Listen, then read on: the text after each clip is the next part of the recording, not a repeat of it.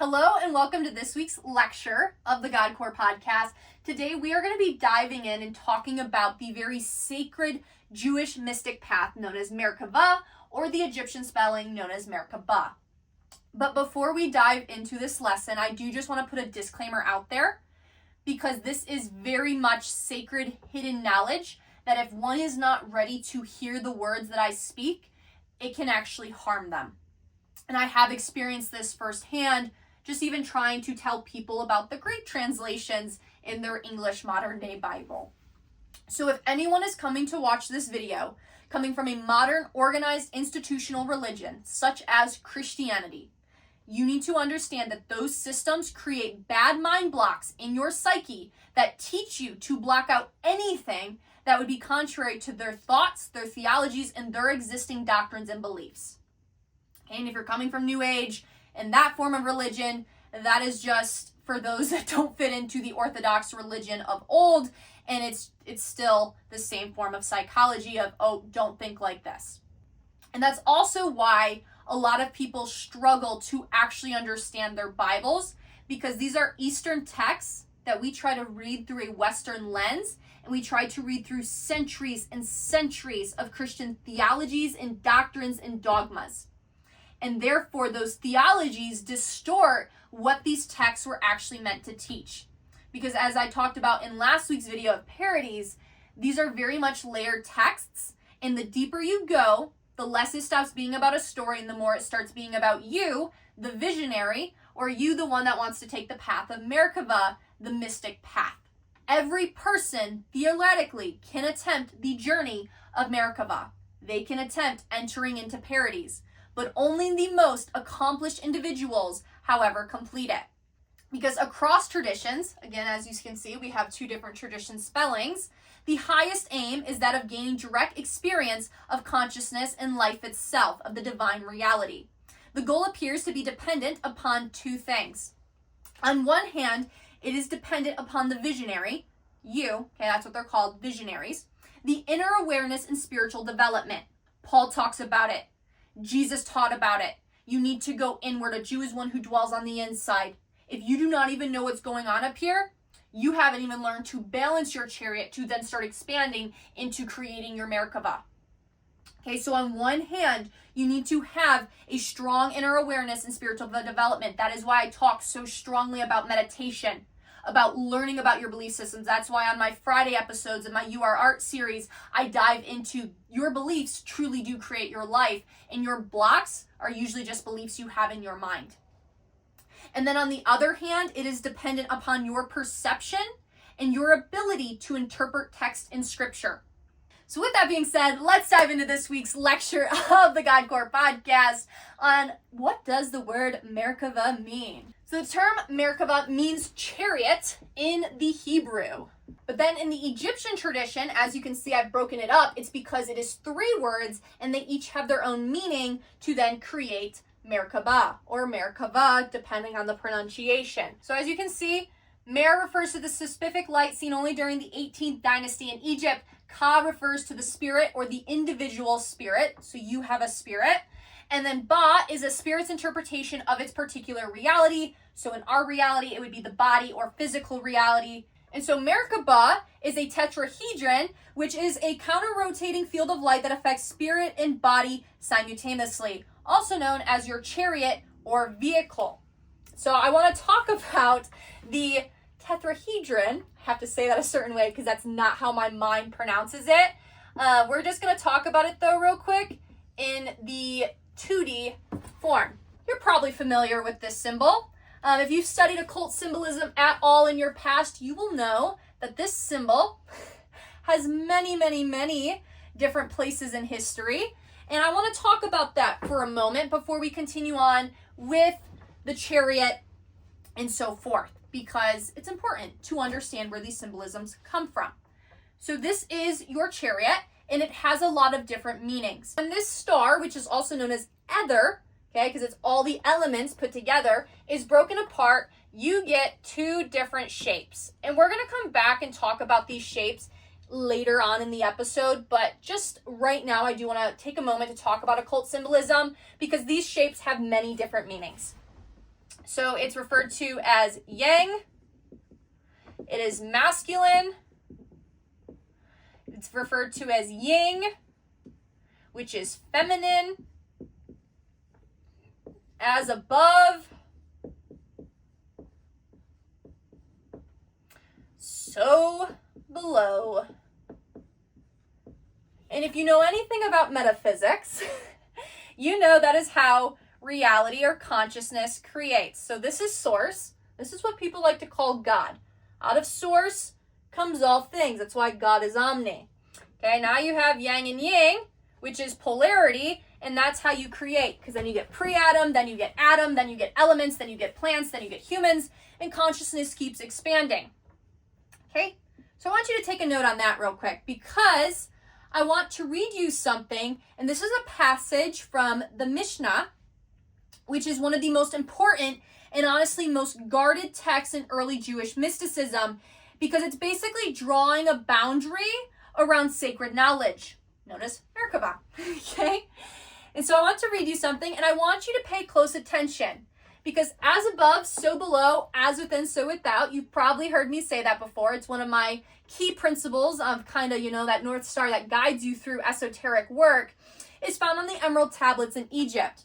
But I want to read you chapter 2, verse 1 in these sacred texts of the Jewish tradition, and I want you to listen closely. One may not expound the topic of forbidden sexual relations before 3 or more individuals, nor may one expound the act of creation and the secrets of the beginning of the world before 2 or more individuals, nor may one expound by oneself the design of the divine chariot. Remember, this is the design of the divine chariot. This is what we are talking about right now, okay?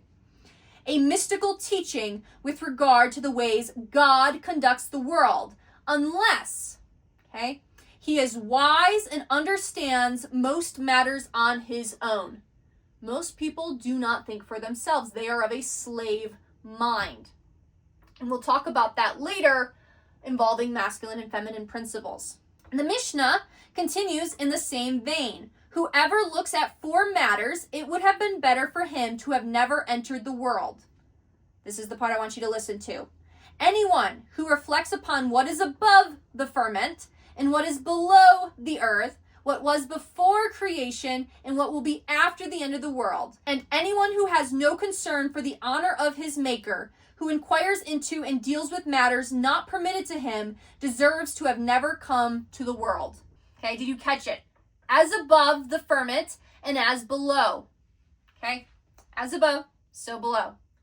Esoteric teachings are encoded into your beautiful Bible. So what that text that I just read you is actually saying, I want to break it down for you, because again, these are very layered texts, and if you've never heard them, you're probably like, hubba-dubba? It's like if you read the King James and you've only read like the NIV your entire life, you're like, thou, thast, hath, you're trying to understand the language. So what the text is actually saying is 1, forbidden sexual laws, not to be taught in front of large groups of 3 or plus more people. Why? These laws deal with human impulse and power dynamics, which can easily be misunderstood or abused. Number 2, creation, not to be taught to more than 2 people. And this refers to the Genesis level cosmology. This is talking about how the universe came into being, the structure of reality, the nature of existence, okay? The mechanics of reality itself. And that's where, again, people have a really hard time understanding this when you even read in Isaiah, and I, the Lord, create peace, and I, the Lord, create evil. And they're like, oh, well, God can't look upon the face of evil, so how is that possible? And they can't comprehend it because the mind blocks that they have of their theology in their minds are blocking them from experiencing truth that will set them free. Because what they're picturing is some universe with a God in it, and here's planet Earth. That's not how creation happens, okay? This is the universe, and this is the source. That's how creation happens. So what you're calling God is just life itself, and religion worships false gods known as El, Yahweh, Molech, so forth, that all have to do with child sacrifice, blood sacrifice. Let's talk about the religion of Christianity itself. What is it built on? The blood sacrifice of a man. Do you want to talk about dark magic? Number 3, the warning is the divine chariot, known as Merkavah. And this is not to be even taught to a group, okay? Only to one person, and only if they are wise and able to understand on their own. And then comes the warning. Whoever looks into these four things, it would have been better if they had never been born. Okay, if they've never came to this world. And the four unbidden inquiries, what is above, what is below, what comes before, and what comes after. And on the surface, that sounds like don't ask deep questions, but that's not what that's getting at. What this is about is access control to consciousness. Because as I said at the beginning of the video, when I just said, hey, if you come from this, you're not going to probably understand this, is not everyone is prepared and ready to deconstruct reality. Okay? Not everyone is ready to lose their old identities. Not everyone is ready to encounter the unknown. Because these teachings were not just intellectual, they were very experimental. Okay? This is a very experimental, going into parodies, testing and seeing for yourself type of work. And I speak from experience, having been practicing this now for nearly 5 years. It is very experimental. And as the parodies warning goes, one dies, one goes crazy, one turns into a heretic, one enters peacefully and leaves peacefully. Because you will go through, as Matthew 24 says, the end of the world inside of you. Okay? You will experience the egoic death of your mind. You will experience anything false being cut away because wisdom cuts. It is not pretty. And so you feel like you're losing all sense of your bearings and you're going crazy because you're like, everything I thought I knew is a complete lie. It was all just a mirage. I'm living in a fucking Truman show and I need to actually regain and rebuild now. And so you have to then also deconstruct from your Christian doctrines and reconstruct your faith by putting every belief you have on trial. And then you have to get into actually meditating and fasting and going on the Daniel fast and so forth, which I'll talk about later. But the point of this is they were very experimental. Because what this passage is basically saying is the mechanics of consciousness, reality, and the divine structure are not safe for the unprepared minds. Because again, Merkavah is not just theology. It is multi-layered consciousness, perception shaping reality, and ascension through awareness. And so then when you read your Bible, which I'll talk about a little bit later, we'll start tapping into some symbolisms of wheels within wheels, eyes all around, fire activation, throne higher mind. These are symbolism describing those acts. And so why did this become a very hidden esoteric path? Why is this not known to the masses? Not because it's evil, but because it's very powerful. Picture giving a 1-year-old a firearm. That would harm them, right? They haven't learned how to properly use it. They haven't learned to gain awareness of, hey, this is a tool that can hurt you. So the same goes for this. Because if you give somebody the idea that perception creates reality, that the idea that God is not external but sits on a throne in a temple not built with human hands, that they can access divine consciousness without grounding, if that person is not grounded, you don't get enlightenment then. You get delusion, ego inflation, or fear. And again, it can hurt their psyche. And so then when you read the line of anyone who has no concern for the honor of his maker, this is not about fear-based obedience. Okay, this is about if you approach these mysteries, the mysteries that are encoded into your modern day Bible, with ego and just blind belief instead of reverence, you will distort them. And that is what we have seen happen with religion. Is you had church fathers building theologies on things that they didn't understand because they hated the Gnostics. They hated the sects that were not about obedience to a system. And that's early church history, which is a whole other video for another time, okay?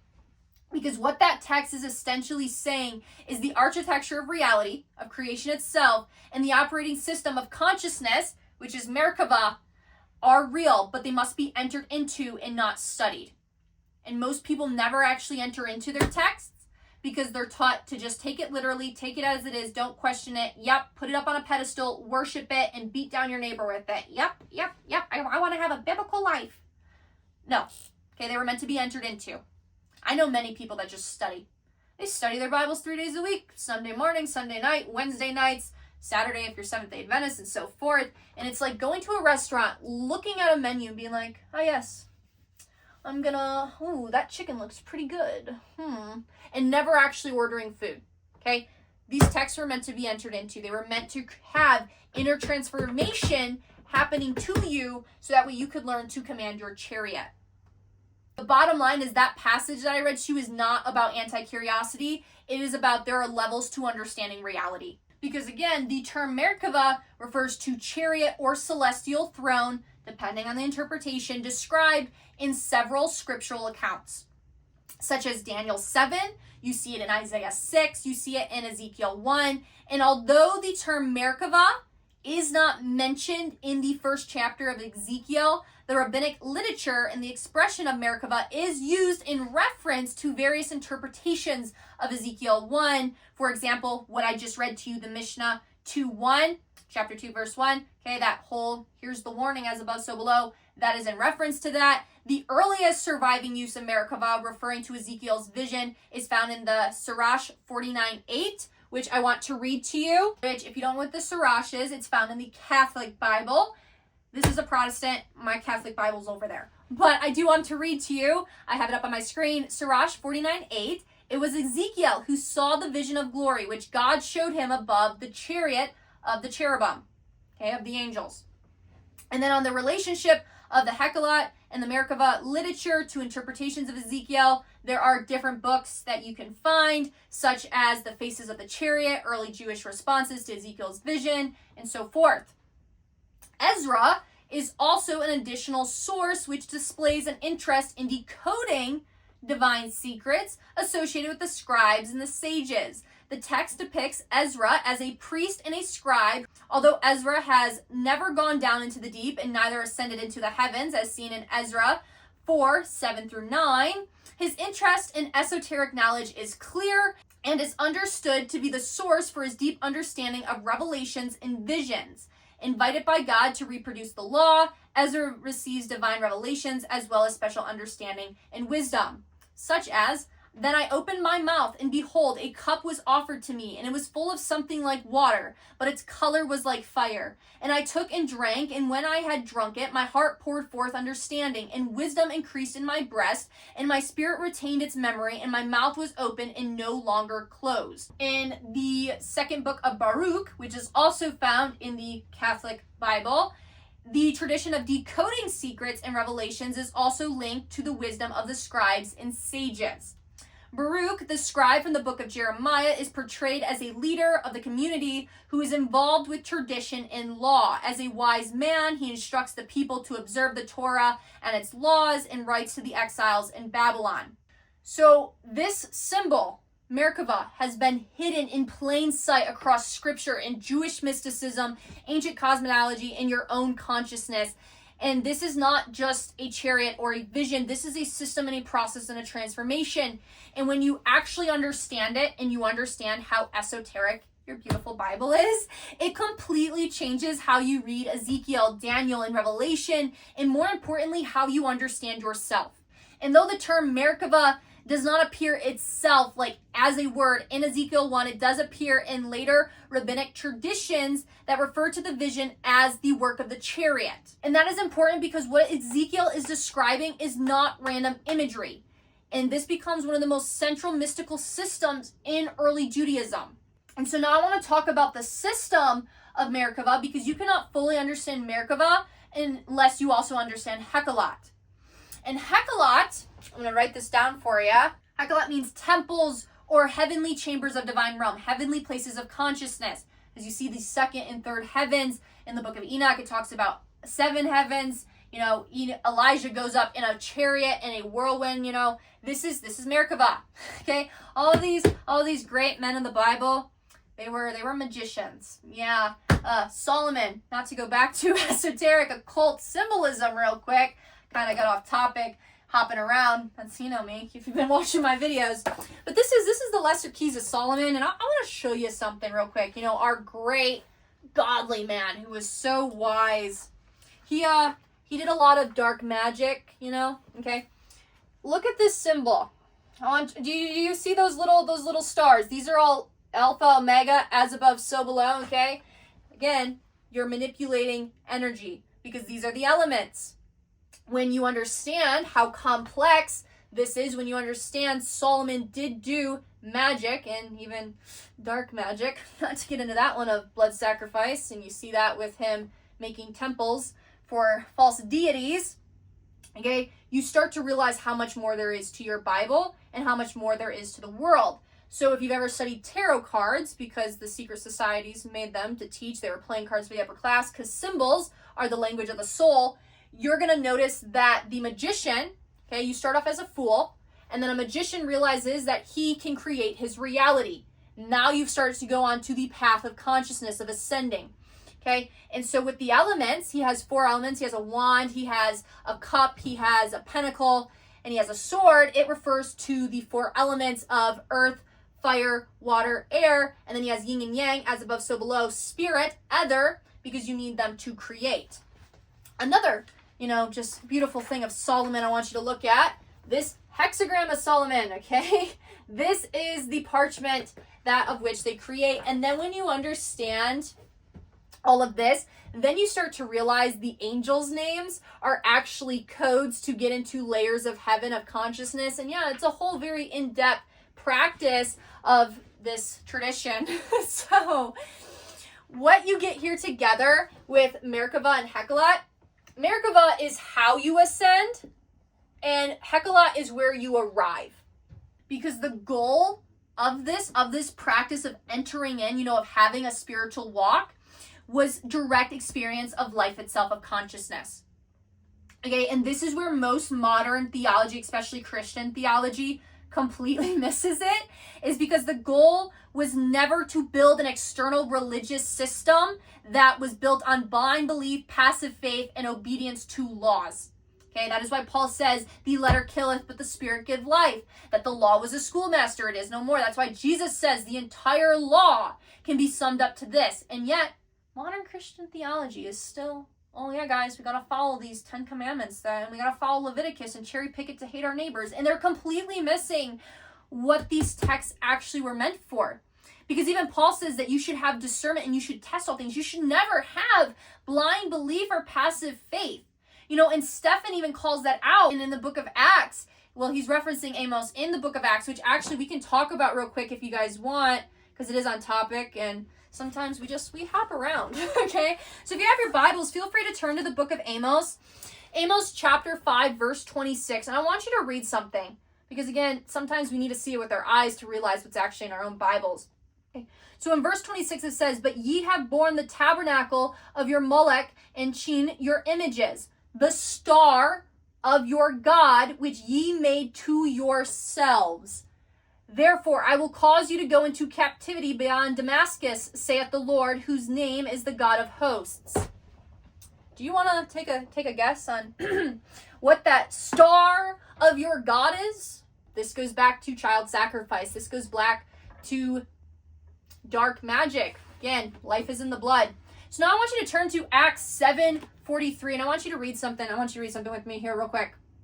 In Acts 7:43, he says, yea, ye took up the tabernacle of Moloch and the star of your God Rephren, figures which ye have made to worship them, and I will carry you away beyond Babylon. And then when you go on down all throughout, in 44, 45, 46, 47, 48, and 49, Stephen is calling out the religious folk.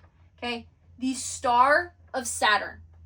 This is also known and usually in reference to the god El, which is who most people still worship if they're following all the old laws of their beautiful Bibles, okay? The laws that kill, and that's why you should not follow them, because you're following false deities and you're worshiping planets. Because honestly, all religions, when you actually get down to the root, their archetypes of gods were to represent planetary worship. So the god El, okay, Elohim, his whole council of his deities, the star Rephren, which is the star god, an astral god, so forth. Again, it goes back to the worship of Saturn. That's why you have the little black cube that a certain group of people have on their foreheads when they worship, and that's why the SDA also worship on Saturday, because that's the god they're worshiping. Anyway, so historical context, what's happening in the book of Acts, Acts 7:43 through 49, is this is a speech from Stephen right before he's killed. He's confronting religious leaders and basically saying, your ancestors repeatedly missed the point. Nothing new under the sun. Look at that. Christianity's repeating it today. They have rejected divine truth when it showed up. They turned it into idolatry and external systems instead of living truth. More food for thought there, okay? Kilan, the tabernacle of Molech, the star god of your reference. This is a direct callback again to the Book of Amos, and this is associated with child sacrifice and tied to astral worship. Okay? Again, the sun, S-U-N, is the written savior of the world, and then you read in Matthew, the sun, S-O-N, again, archetypes. That's why Jesus' life follows the sun around the zodiac in the sky. I have a video on that if you want to understand that a little bit more, because Stephen here in the book of Acts is accusing them of mixing worship of life itself with other systems of power, ritual, and control. And the turning point is the Most High, when you read down in verse 48 and 49, but Solomon built him a house, howbeit that Most High dwelleth not in temples made with hands, as saith the prophet. Heaven is my throne, as above, as earth is my footstool. What house will ye build me, saith the Lord, or what is my place of rest? Heaven, earth. God sits on a throne in a temple, not built with human hands. Okay, this is also in reference to Isaiah 66, verse 1. Yes, I'm going to go with that. And this is huge because it's directly challenging the temple systems and the priesthood authority and the location-based access to God. What are people still doing today? They are going to what? A temple. Interesting. Okay, because what he's calling out here is the Most High dwelleth not in temples made with hands. And again, Solomon made a temple, the Star of Solomon, the keys of his demon practices, and so forth. And you have to realize that the tabernacle is symbolically the body and inner dwelling. Okay, historically, it was a portable temple, but when you understand mysticism and symbolism, the body is the inner dwelling place of consciousness. Again, God sits on a throne in a temple not built with human hands. Okay, anything external you build to contain God, religion, doctrine, systems, identities, a vision of some guy way up in the sky somewhere, is now an idol, is now false worship, is now disobedience. When you are giving authority to something outside of yourself, when you are worshiping some God out there, some Jesus up on the cross, etc., you are giving your energy to false systems. To systems that some might argue are fallen angels or watchers as seen in the Book of Enoch. Okay? Different myths, different cultures. The point is, you were never, ever supposed to sell your soul on an altar of a false deity. You are never meant to worship something outside of you. Have no other gods before me. Okay, you want to access the divine, you got to go within. That's what Merkavah is. That's what Paradies is. That is what entering into the spiritual text is about. It is about the immediate awareness of God's presence, and when you actually deconstruct from Christian theology and you realize that God sits inside of you and resides inside of you and that you can talk to God at any single moment, Christians call it prayer, witches call it spell casting, so forth. You then realize that you are a co-creator in your life and that you are the art and the artist simultaneously. That's kind of what I talk about in my upcoming book, You Are Art, and how we do have belief systems and that they aren't the truth. But you get to access God right now today. And the more you start to build that connection, the more you reside in the house of the Lord, the more you practice balancing your chariot, the more you actually can start consciously creating the life that you want to live, and the more that you can start alternating and twisting reality based on your perception, because that's how quantum physics and neuroscience and all that works. Beautiful things. Because the mystic is not passive. The Merkavah visionary is not waiting. Okay? They are not sitting around just waiting on a sign from the Lord. I'm hoping for a revelation. No. When you actually study the Merkavah text and you actually study like Hekhalot literature and you actually study different writings of Jewish texts and Jewish mysticism that are not publicly well known to Christianity, anything past their little Bibles and theology, they are described as active, determined, and intentional. They initiate the journey, they train for awareness, and they transform their perception, because in this system of Merkavah, the ascent is initiated by the human being. You know, even Jesus said, if you are lukewarm, I will spit you out of my mouth. Because Jesus is the archetype of consciousness. You know, God in the flesh, he fully embodied his divinity, his cross of the human and the divine, which also, just gonna draw a little symbol here, okay? That symbol, most people would say it's a very evil symbol nowadays because of World War II. If you actually study ancient occult symbolism, you'll see that it's a very sacred symbol, especially in the Hindu tradition, as the spinning cross, as your chariot having been awakened. You know, again, they like to turn everything good to evil and evil to good, so forth. Okay, because they're seeking the Lord diligently every single day. They are going and going and going, because before visions are granted, there is preparation and meeting daily with the Lord, fasting and seeking and being on your face before divine consciousness, waiting for this to happen. Even Jesus talks about it in the book of Luke. When you see the man with the pitcher of water, go into the upper chamber and wait for the bridegroom. That is talking about meditation, going into higher places of consciousness, okay? Because the process is you have to transform before you ever begin to ascend. Before any visions even happen, like I talked about at the beginning of this video, there is a metamorphosis of the physical and the mental and the spiritual, and practices include fasting, okay? They talk about fasting in the Bible. It talks about breath control and posture, repetition of hymns, and then the activation of divine names. You know, that's why the Jews, they are very, they don't even say Yahweh, they say tetragrammaton, meaning 4 letters, because of how sacred the names are. Again, even there's different angel names. You've got 7 to 9 different angels. You got 7 to 9 different layers of heaven. And this wasn't casual spirituality. This was full sense of transformation, programming your mind to then create and activate. And so in the Bible, when you see Daniel's fasting of just give me basically water and vegetables, there's a reason for that. Okay, when you understand how the Buddhists train, when you understand Hindu culture of their sacred path, when you understand even Native Americans, okay, their shamans, they also would go up and talk to their ancestors up in the sky. This is across all cultures.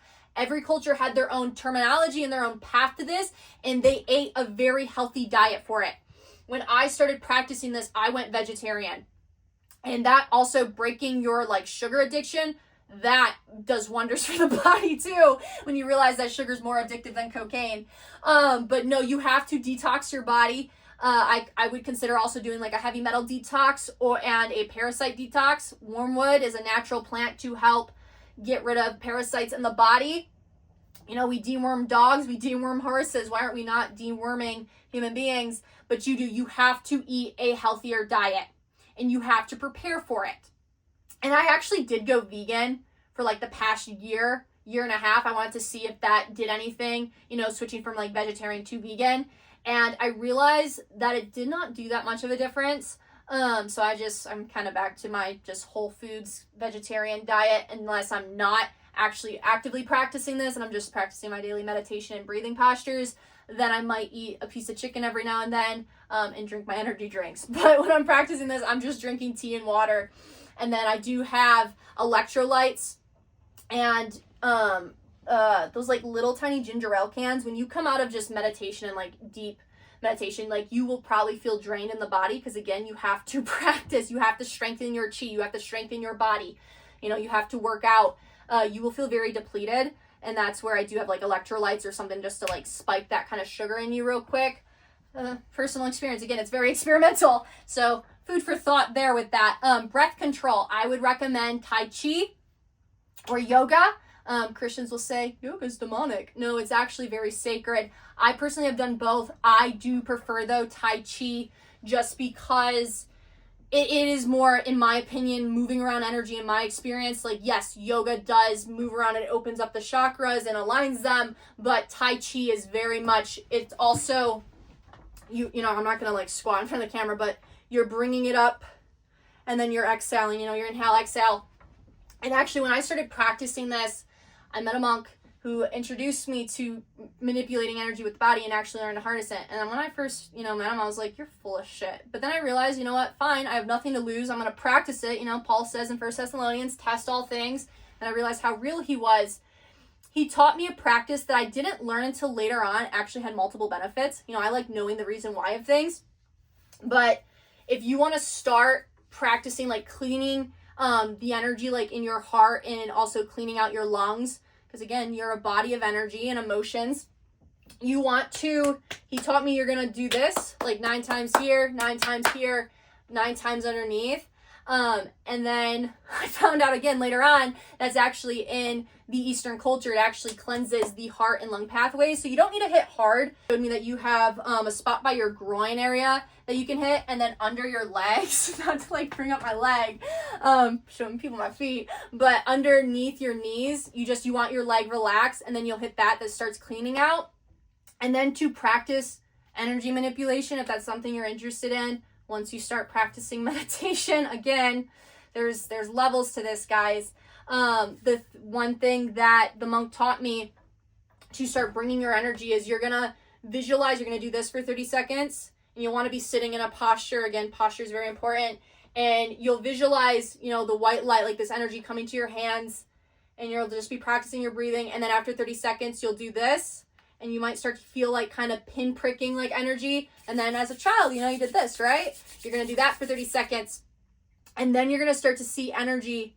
You know, you're going to start to feel, you're going to feel that friction. And then that's used for Reiki healing. Okay. So that goes into your Japanese healing. And I did not realize how real that stuff was, again, because you're not taught it in modern day American Christianity. But that's how Jesus healed. You know, you ever wonder how Jesus healed with hands? It's because he understood how to move the energy in his body. He was a master of this path. And so I started practicing that, and I started using that to heal my body. And I remember the first time I did that on somebody else, because again, you have these mind blocks. So my best friend, we were hanging out, and they're like, man, my back really hurts. Like I heard it like working out today. And so I wasn't going to tell them what I did, but immediately, you know, source wisdom was like, oh, you should practice your Reiki healing on him. I was like, I don't know if that's going to work on somebody else. Because like doing it to yourself is one thing, but then doing it to somebody else and seeing if that works is like, I'm going to look like an idiot if this doesn't work. You know, you get those like, little mind blocks. And so I just told them, I was like, okay, I want you to turn around, and I want you to believe I am healed. Like just picture it, perfect healing. You know, as the Bible says, your faith has healed you. And then I didn't tell them what I was going to do. So, you know, I kind of did it. And then I did the energy healing. And immediately they're like looking at me like they saw a ghost. And they're like, what the hell did you just do? And I was like, what do you mean? You know, like, did it work? And they're like, I don't feel any pain. And I was like, you're shitting me. And they're like, no, what the hell did you just do? And I was like, so I met this monk. So I like went into talking about it. But practices do include fasting, breath control, posture, especially like head between the knees. That is often the posture that you see that these rabbis and that these practitioners of Merkavah would take, because this was about full system transformation. Again, chariot is mind and body. You need to start practicing meditation if you ever even want to actually begin expanding your reality more. And we'll talk about that a little bit more later, but I want to kind of get back on topic, talking about Enoch real quick, because he's kind of the blueprint. In texts like Enoch, the third book of Enoch, you see transformation becomes extreme. Enoch does not just see the divine, he becomes transformed into a divine being. He gains divine wisdom, expanded awareness, insight into hidden realities. And this is the pattern: transformation, vision, understanding, because descriptions include fiery chariots, angelic escorts, gatekeepers of heaven, multiple heavenly levels. The mystic ascends through layers of reality, through places known as the Hekhalot, and through towards the throne. Okay, you also see that with Elijah. You see that with Daniel. You know, he was head of the Magi. Okay, Magi are magicians, you know, astronomers, people that knew this stuff, that could gain divine interpretation of the king's dreams, right? Okay, let's start thinking about how powerful we are and how powerful these people were in these texts. And then you start realizing that all of this symbolism, like with these people, these mighty men of God, what they were doing. Okay, because with Ezekiel's visions, I do want to go back on Ezekiel real quick. In the Book of Ezekiel, this is not random imagery. So wheels within wheels, meaning interlocking realities. Okay, wheels within wheels is multi-dimensional movement, layers of consciousness, eyes all around, is not necessarily literal. okay? It is symbolism of awareness and perception and conscious observation. Jesus even said, if the eye be single, the body be filled with light. Fire and lightning, you see this across cultures, and you see it also in the Bible with Moses and Sinai and Pentecost, because Moses was also very much a practitioner. Remember, he grew up in Egypt. He was like top notch in Egypt for this stuff. And then he also went out into the wilderness, and also that's coded symbolism for going out and understanding, breaking of ego identity, and so forth.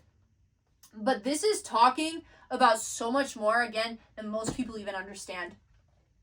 And you see this with Moses and Mount Sinai and the Pentecost, the tongues of fire. You see it in the Hindu. They have their fire that comes down and the fire that comes up, depending on the variation. You see it in the with Elijah in 1 Kings when the fire comes down from heaven. Like this is all talking about symbolism. It's all symbolism. Okay, transformation and divine energy and activation of your chariot. The throne above represents the higher mind, the divine authority, and the unified consciousness.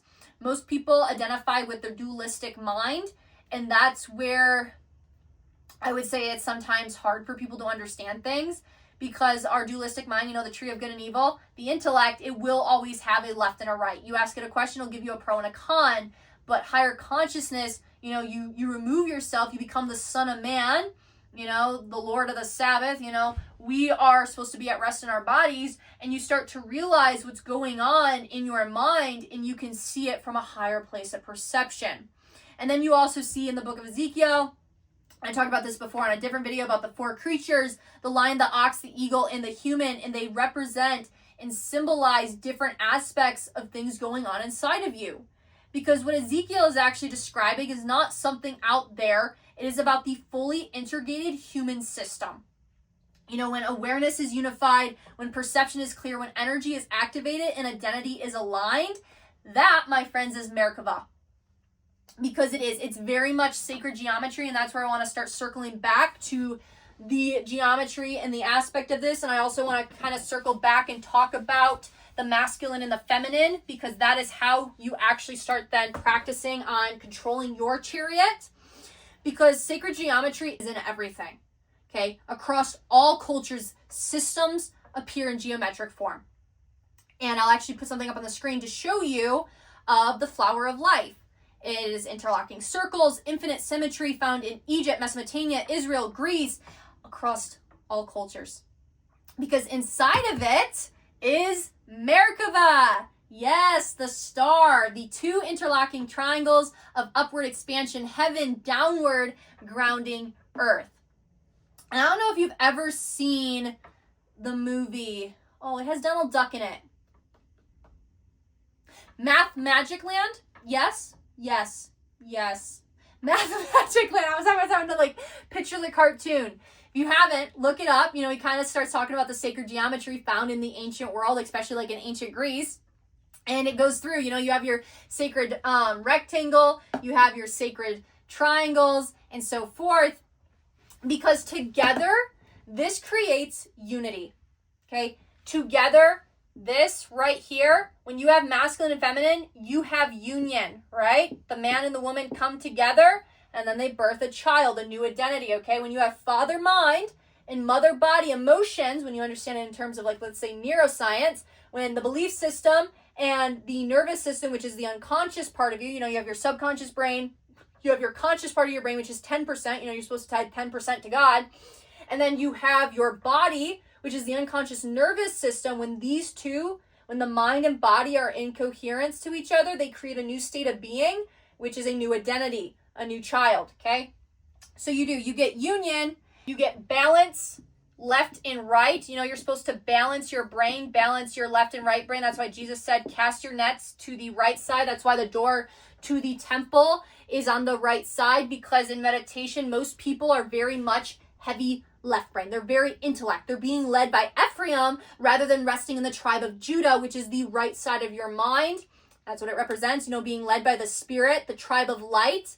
Okay? If you're not of the kingdom of God, if you're not of love, then you're of the kingdom of darkness. You're a sinner. You're missing the mark. You're out of alignment, which means you're unconscious. But if you're of the kingdom of light, That means you're of the tribe of light. That means you're of love. You're of unity. What is God? God is light. What is the tribe of Judah? The tribe is the tribe of light. The speed of light is 186,400. The number of people in that entire camp is 186,400. Plot twist, again, metaphysics encoded. Okay, and then you also get coherence. And symbols, again, are the language of the soul, and this symbol aids in the light body activation. So this triangle represents masculine, heaven, mind, expansion, and then the downward triangle represents the feminine, the earth, the body, and the grounding. And when they do merge, you do get the balance, the unity, the coherence, heaven and earth as one system. As Jesus said, all authority has been given unto me from heaven and earth. All authority has been given unto you from heaven and earth. When you realize that Christ is within you, that you are Christ, that you are the Son of Man, that you and God are one. What is the name of God? I am. Not the ego, not the false self, but your true nature. Okay? You are source expressing itself. But what happens is, this is what I want to talk about now. Remember at the beginning of the video when I said that religion creates mind blocks in the mind and it makes it very hard for people to question things? It's because they're in a slave mind. Majority of our culture is in a slave mind. They don't want you to mastermind. If you're a mastermind, that means you're commanding your chariot. You've learned to balance. You've learned to take authority over this body, and now you're operating outside of the system. You're not feeding the machine anymore, okay? But I want to show you something real quick here. This is a line, okay? Right here in the middle is where you're balanced, okay? It happens through meditation, so forth. Okay, this is where you are able to hold a thought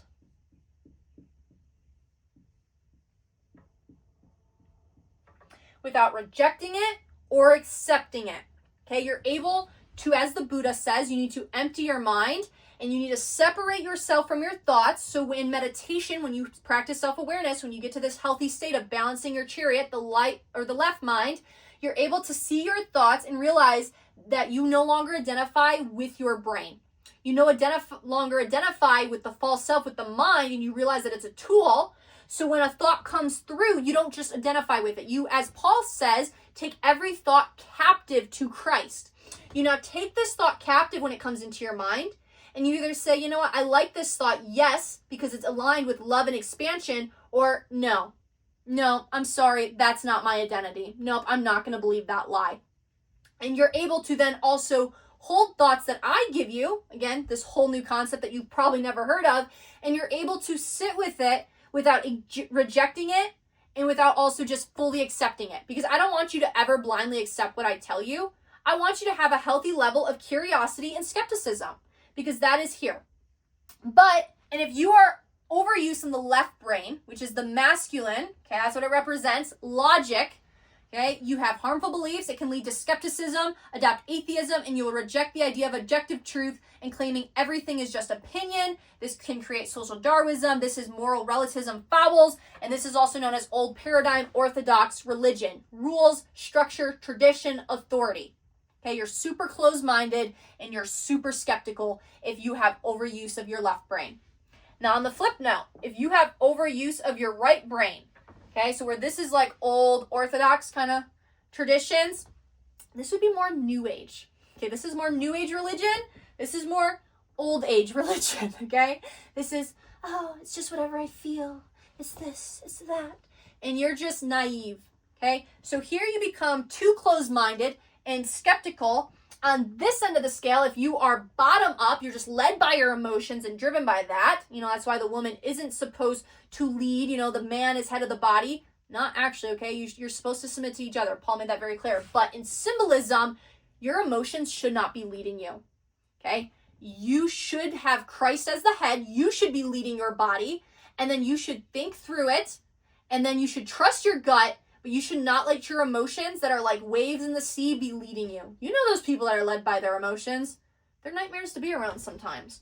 Okay? So this skepticism, this naivety, closed-minded, open-minded. Okay?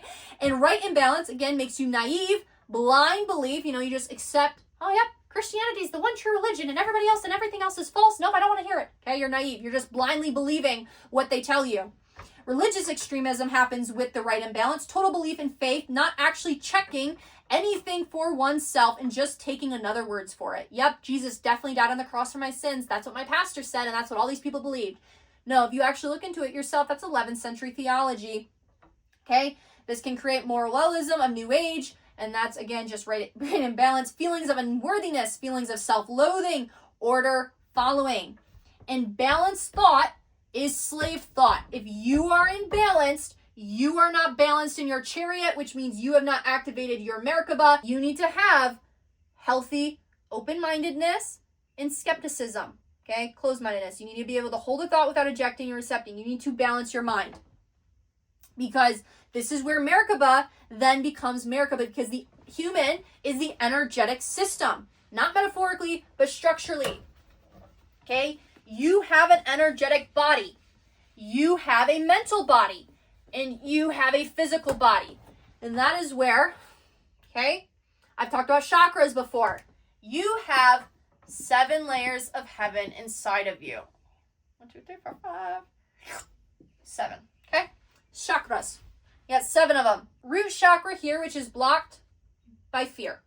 Okay, when you are in survival mode, when your chariot is not balanced, immediately your energetic field is out of alignment. Because your root chakra is your bottom one, okay? And this is your survival. Okay, so if your body is not in a state of safety, if your nervous system is not in a parasympathetic state, a state of safety, you are consuming, you are not creating. You are in fight or flight mode. Majority of people are in fight or flight mode. Their nervous systems are not relaxed, okay? To have your chariot be balanced, to have the unity of these two, mind and body. I'm just gonna write that up there for you.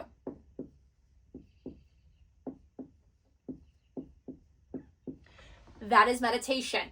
Because when you go into meditation and you actually slow your mind down, and then white fluid comes down that looks like milk from the brain, and then it goes back up and it's honey, and now you're entering into the land of milk and honey. Again, symbolism in your Bible. You then get your body and your nervous system out of survival mode. And that's when you can start actually working through your trauma that is stored in your body. You know why you have disease in your body? Because whatever is invisible will become visible. Nothing that is hidden will remain hidden for long. Okay, it will manifest itself into the physical plane. So any energy and emotions that you're just storing and that you're not working through, any childhood memories that you're storing and you're not working through, they will over time manifest themselves into the physical body. And that's actually a study I really like looking into, is body mapping and seeing what things correlate to the body depending on emotions. But that's a whole different rant, okay? So this is blocked by fear, and perfect love cast out fear. And we're going to talk about that shortly with Merkavah, okay? This is your sacral chakra. This is blocked by shame.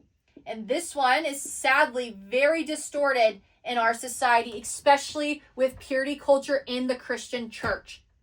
I know many, many women that feel shame and guilt about their sexuality, because also the early church fathers did not like women and they said that they should be ashamed for being a woman. Those are direct quotes and so forth.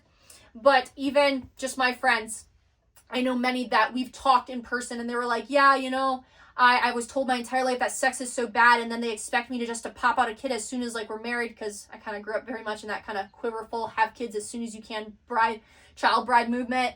And so forth. You know, I remember being with hundreds of other girls at the age of 11, going to a one-night stand, being told, this is you, okay, this is an apple. And every time you hold a boy's hand, and if you kiss a boy or have sex before you're married, that's bites and bruises out of your apple. And what are you going to have to offer your husband on your wedding day? If you're just a beaten up, bruised apple, he's not going to want you, okay? You're like a used piece of gum at that point. And every time you masturbate, a kitten dies. That was told to me at 11 years old. Do you know how psychologically damaging that is, especially for a child who is molested? So now having that identity that, oh, my husband's not going to want me, I'm a piece of trash, that just evokes shame, which screws up your sacral chakra, which screws up hormonal imbalance in the body, and we wonder why women have so many PMS issues. This one is your solar plexus. That is your seat of I am. In metaphysics, it's known as your monad. That has to do with identity issues. So shame, guilt, fear, condemnation, anything that has to do against yourself. Self-hate, okay? That is hurting your I am. That is hurting your solar plexus. You know, Christ is born in a manger. That's also known as your manger.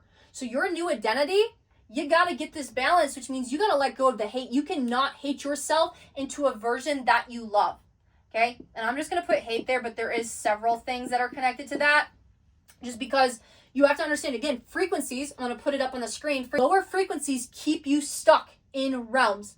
And anything that is fear-based, like, oh, you're going to go to hell. If you don't come, if we have the only path to truth, and if you don't come to us, then the end of the world is near, and you could go to hell. That is all cult tactics. I encourage you to look up what a cult is, okay? Because if any group is telling you that they only have the one set path to truth, the one set path to God, the one thing that can save you, that's a cult, okay? So this is your heart. It is blocked by grief, okay? Unforgiveness, anger, so forth. That's why Jesus says to forgive so much. Anger poisons the body. Grief, grieving things, resentment, so forth. This is your throat chakra, which is blocked by the lies that you tell yourself. Okay, oh, yeah, I didn't want that. No, it doesn't bother me. I'm fine. I'm fine. Yeah, it's the lies. You're lying to yourself. Okay, this one is your third eye. It's blocked by delusion and illusions, okay? So anytime you're delulu about, oh, I can change that man, just you wait, you're delusional, okay? It's blocked by the illusions. You're not seeing clearly. By just trying to gaslight yourself of, yes, this is the truth, this religion, I'm fine, I just gotta get closer to God, the more male-centered I am, the more holy I am. You're delusional, okay? You're blocking your third eye. This one is your crown chakra. This is blocked by attachment. I'm just gonna put it over here, okay? Because detachment is needed for creation. And attachment refers to also identity with your false self. Identity to as in, I'm separate from source. And the missing key to activating all of this, love. Perfect love. And I want to read you something out of my notes, okay? At least one other factor is even more important than the Merkavah itself. It's love, okay? So even more important than chariot of balancing your mind and body is love, okay? And that is understanding the realization and the living of divine love. For it is divine love, sometimes referred to as unconditional love, that is the primary factor that allows the Merkavah to become a living field of light. Without divine love, the Merkavah is just a machine, and this machine will have limitations that will never allow the spirit that created it to return home and reach the highest levels of consciousness, the place where there are no levels. Love is the secret ingredients. As the Bible says, God is love, okay? You are love. Unity, love, unconditional. If there is conditions, if you have beliefs of conditions in your mind, it is not love. If you have an idea about a God in your mind that just loves you so unconditionally, but if you don't use your free will, exactly as our church says, he's going to send you to hell because he just loves you that much. That's not love, my friend. That is conditional acceptance of a control external system of a false deity. Okay? Unconditional love. You love yourself into healing. There is no shame. You need to let go of the fear. You need to let go of the shame. You need to let go of the self-criticism and the self-hate and the grieving and the lies and the illusion that you tell yourself, and you need to have love for yourself.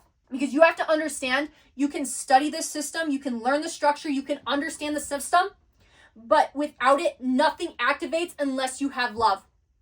Okay? Because as 1 Corinthians says, especially chapter 13, even though I understand the gift of prophecy and I can understand all mysteries and have all knowledge, and if I give my body to the stake to be burned and I give all my possessions to the poor, but if I have not love, I am nothing.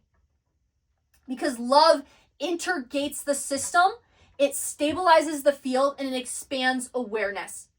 Love is that key, and sadly, love has been so distorted with theology.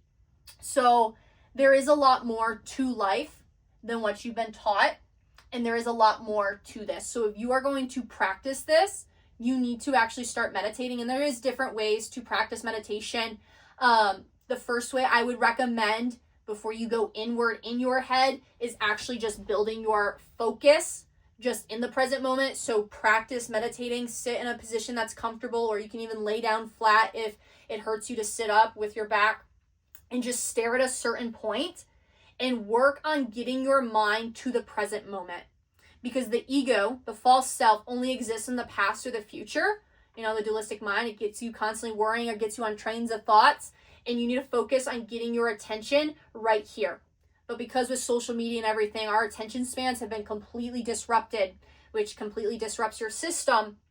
And then once you do that, or you can even like light a candle and stare at the flame, now you can actually start practicing going in deeper, and then you can start practicing the more breathing patterns, you know, home, which activates sound, you know, by logos. Creation happens, your words create, you know, power and death is in the life and the tongue. And it's learning to bring your nervous system, if you're a person that likes to look at it through more of, I guess, a scientific term, you get your nervous system out of a state of survival, which is consuming, into a state of safety, which is then how you can create. Because once your nervous system is in creation mode, that's when you can start putting in new identities. And by your faith, be it unto you. By the identity that you hold, be it unto you. Okay? If you believe you have received, you shall receive. And religion loves to say, only if that's God's will. And well, God already told you as well in the Bible, okay? Give thanks in all circumstances. This is the Lord's will for you. I want you to walk humbly, have mercy, saith the Lord. And people, they like to twist that, you know, to give an excuse for their self-doubt when it doesn't come to pass, when in reality is they just weren't in control of their chariot. They were not in control of keeping the end result in their mind, because when you actually start practicing this and you actually start practicing meditation, you start practicing bringing coherence in the body, that's when you can start creating. You can make a list of 10 things every day that you want, and you're like, I want this, and then that source and that consciousness in you, because you're connected to the tree, and whatever you reap you will sow. Okay, you will bring life if you're connected to life, because life comes from you, not at you. Then it starts saying, hey, to get that, this is what you're going to do. Follow me, listen to my voice. My word is a light unto your path. Okay, I'm going to tell you the next steps to get you these things that you want, because that's how powerful you are, and so forth, and going on and on. So there is a lot to Merkavah, that there's a lot of text, there's a lot of spiritual text. Again, this entire book is just encoded with it. Like, I could spend the rest of my life teaching you guys lectures on every single chapter and Bible verse in this book, not to mention the early church history and everything and so forth, that talks about Merkavah. You know, that was the hidden path, that was the inner path, but it's human nature not to want to feel uncomfortable and not to want to be uncertain. And that's where religion gives people that gold-plated excuse to not take accountability and to have complete certainty and to be comfortable. I'm comfortable. I found the religion that I feel comfortable with, and it makes me feel good. I'm going to get to heaven, XYZ, all is well. I don't have to think about it. And it gives them certainty. But the opposite of faith is certainty. So true faith is having doubt, is having questions, is seeking, is going into the unknown to find. Okay? To experiment, to enter into paradies. So yeah, hopefully that answers your question on what kind of Merkavah is, getting the kind of full gist for the start of it. If you have any more questions, drop them down below, and we'll keep on trucking along with breaking down the mystic aspects of this beautiful, beautiful book full of sacred mystical teachings.